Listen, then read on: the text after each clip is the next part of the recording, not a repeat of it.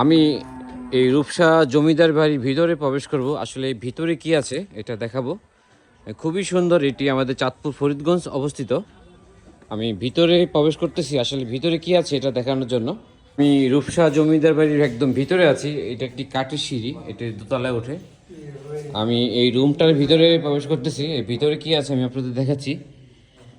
এখানে পূর্বের অনেক কিছুই আছে দেখা যাচ্ছে জমিদারের।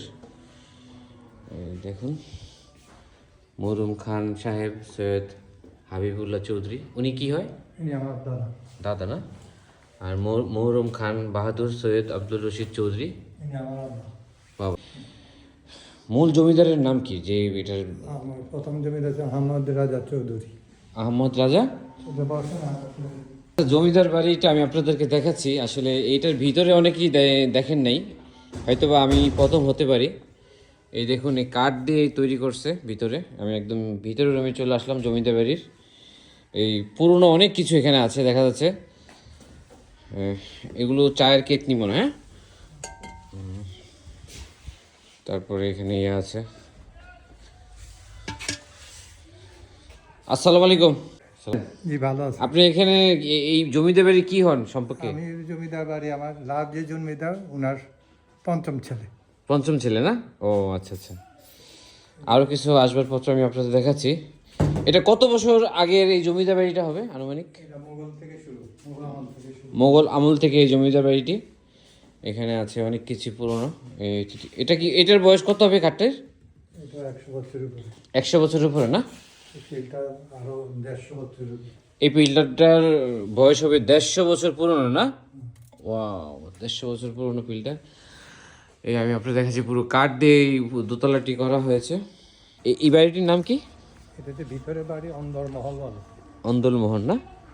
এটি জমিদার বাড়ির একদম ভিতরে। আমি আপনাদের দেখাচ্ছি। এটার ভিতরে কি প্রবেশ করা যাবে না? ভিতরে ঢোকা যাবে। আমি এই জমিদার বাড়ির আরও অনেক পুরনো কিছু আমি কিছু দেখাচ্ছি আপনাদেরকে। খুবই পুরনো, এগুলো 100-150 বছর পুরনো, হয় না এগুলো? 250 বছরের ঐতিহ্য। এই আরেকটি রুম আমি আপনাদের দেখাচ্ছি। এই খাটগুলোর বয়স 100 থেকে 200 বছর পুরনো। এটাও তো মনে অনেক পুরনো না? এগুলোর বয়স কত হবে এই এগুলোর? 100 বছর পুরনো এই স্যুটগুলো। এগুলো মেবি কোনো জমিদারের, ওনারা এগুলো ব্যবহার করতো। কাঠের নকশিগুলো দেখেন কি সুন্দর। এটার লোকেশন আমাদের চাঁদপুর ফরিদগঞ্জ, রূপসা জমিদার বাড়ি। খুব সহজে আসতে পারবেন। এটা তো খুব আনকমন একটা খাট। হ্যাঁ, এটার বয়স কত হবে?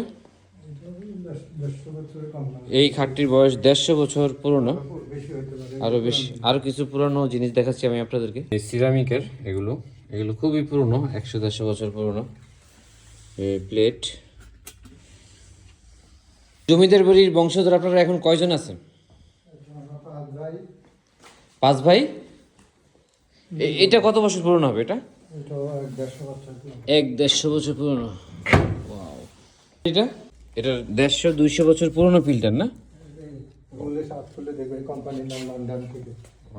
এটার নাম কি? আমরুজ না?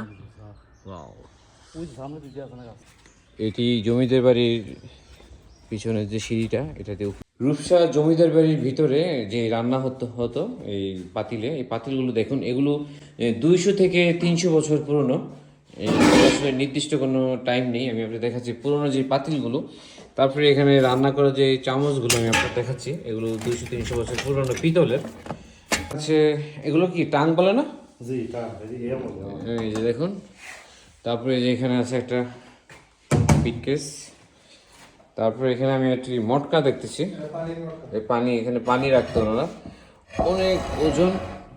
ভিতরে কি আছে?